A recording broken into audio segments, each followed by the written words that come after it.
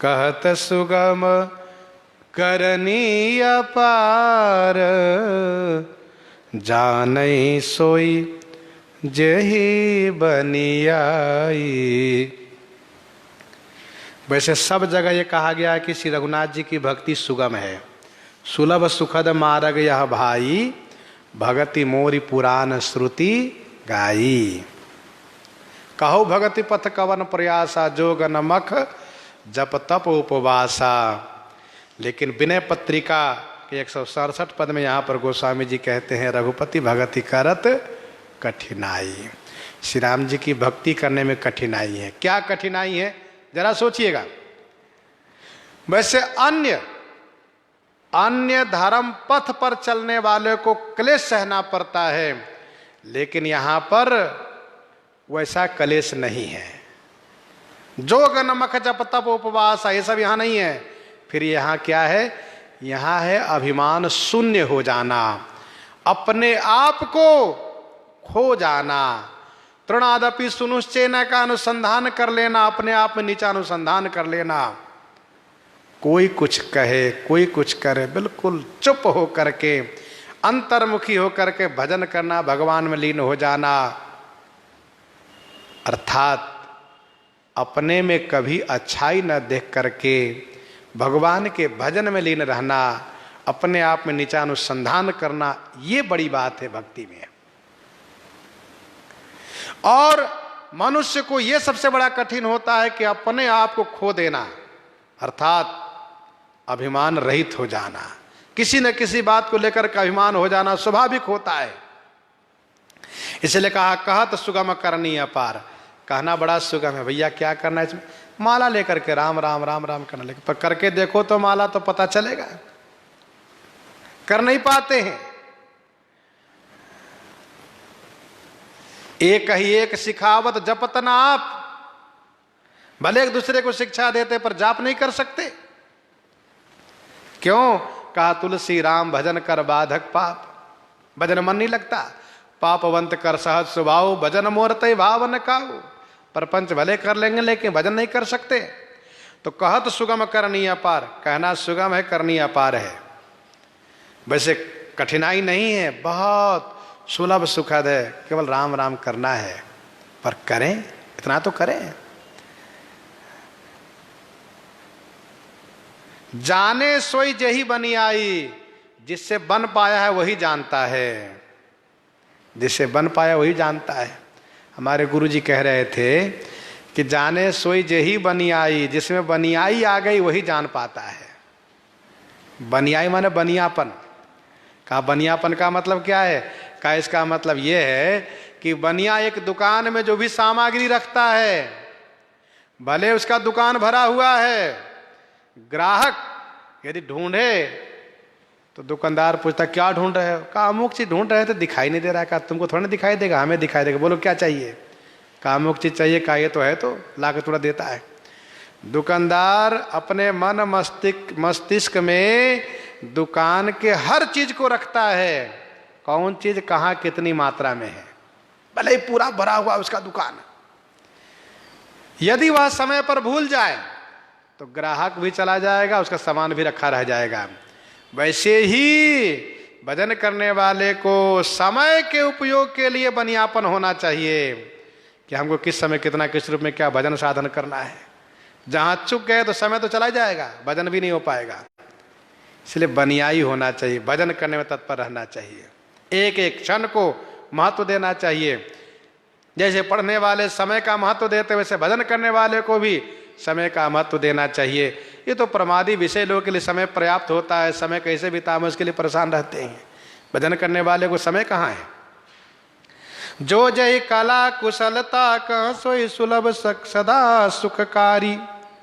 जो जय कला कुशल, जो जिस कला में कुशल है, ताकह सोई सुखद, उसके लिए वह सुखद है और सदा सुखकारी, हमेशा सुखकारी सुख देने वाला है। जो जही कला कुशल, जिसको तबला बजाने आता है, जिसको हारमोनियम बजाने आता है, दूसरे लोग देखते हैं तुरंत अपना उंगली अपने घुटने पर थिरकाते हैं, अरे कौन बड़ी बात है, हम भी बजा लेंगे, क्या है। पर तबला के हाथ पर, तबले पर ऐसे उंगली रखता है, उसका उंगली चलता नहीं। हारमोनियम चल बजाते देखते हैं तो कहते क्या ऐसे ऐसे तो अंगुली घुमा रहे हैं, उसमें क्या तुरंत हम भी बजा लेंगे। लेकिन जब बजाओ तो पता चले कुछ नहीं बजता उससे।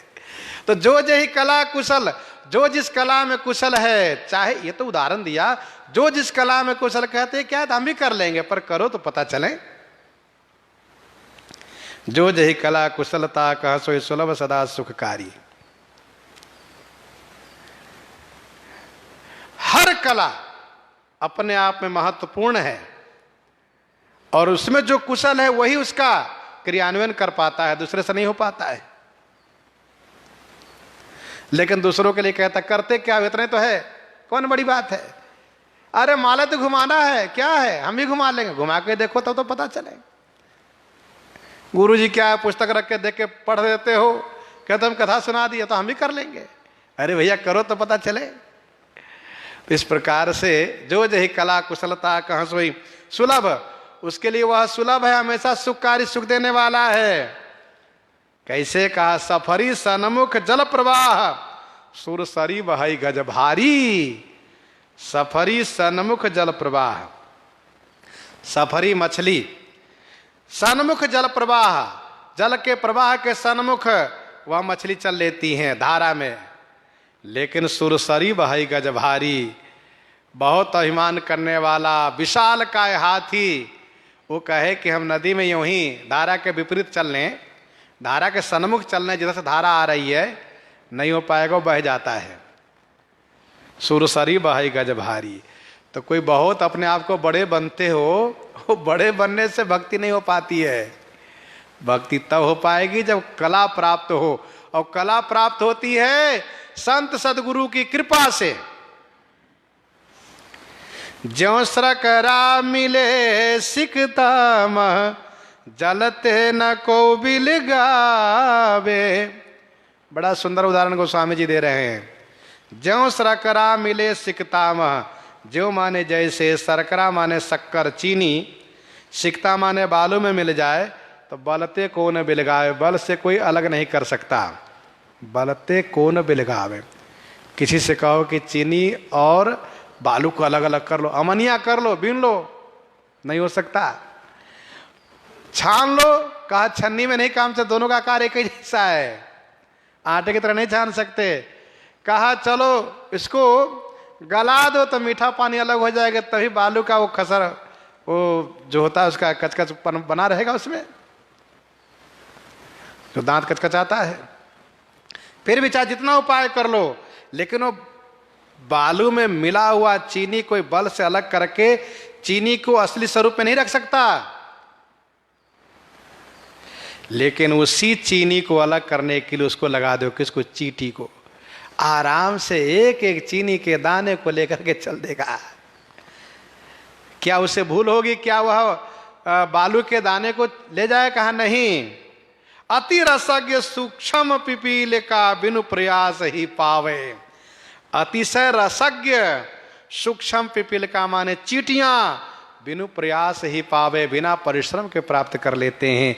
वैसे भक्ति करने में अति रसज्ञ बनना पड़ता है, पिपील का वत। ध्यान दीजिएगा, भक्ति के लिए अति रसज्ञ बनो, भक्ति रस को पहचानो, रस का ग्रहण करो।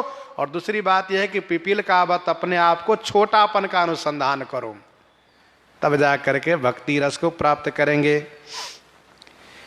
सकल दृश्य निज उदर मेलि सोचै निद्रा, सोवै निद्रा तजी जोगी। सोई हरि पद अनुभव भवै परम सुख, अतिशय द्वैत वियोगी। सकल दृश्य निज उदर मेली, सकल दृश्य माने सभी नानत्व रूप जो दृश्य जगत है उसको निज उदर मेली, अपने उदर में मिल करके, डाल करके, छोड़ करके। क्या ये सब नानत्व रूप जगत हमारे श्री राम जी का ही रूप है। सोवै निद्रा तज जोगी, क्या बढ़िया बात है। निद्रा तज जोगी सोवै। अब आपसे कहे कि निद्रा छोड़ करके सोवो तो कैसे हो सकता है? भाई जो सोएगा नींद में तो सोएगा, लेकिन जोगी निद्रा तज सोते हैं, अर्थात उस मोह निशा में नानत्व रूप जो जगत की जो निद्रा है उसको छोड़ करके आनंद रूपी रात्रि में, शांति रूपी सुख में सोते हैं वे। और सोई हरि पद अनुभवई परम सुख, अतिशय द्वैत वियोगी। यहां निद्रा तजी का मतलब है अज्ञानता को छोड़ करके योगी सोते हैं। ये ध्यान दीजिएगा। सोई हरि पद अनुभवई परम सुख, वही जोगी परम सुख श्री हरि पद से प्राप्त परम सुख को अनुभव करते हैं। अतिशय द्वैत वियोगी, जो अतिशय द्वैत से वियोगी माने अलग रहते हैं, जिनमें द्वैत नहीं है। द्वैत का मतलब मैं मोर तय तोर, ये नहीं है। शोक मोह भय हरस दिवस निशि, देश काल तह नाही, तुलसीदास यही दशाहीन, संशय निर्मूल न जाहि। फिर उस योगी को, उस भक्त के जीवन में क्या होता है? का वहाँ पर शोक, मोह, भय, हरस, दिन रात, देश काल कुछ नहीं है, सब समाप्त। वहाँ ये द्वंद्व है ही नहीं, ये द्वंद्व नहीं है, सब द्वंद्व है। शोक मोह भय हरस दिवस निशि देश काल, तुलसीदास यही दशाहीन, संशय निर्मूल न जाहि। गोस्वामी श्री तुलसीदास जी कहते हैं, इस दशा से हीन होने पर संशय निर्मूल कभी नहीं हो सकता। इसीलिए भक्ति करने वाले को इस प्रकार से, जैसे कृषि निरावहि चतुर किसाना, जिमि बुध तजहि मोह मद माना, इस प्रकार से संशयहीन होना चाहिए। इन्हीं के साथ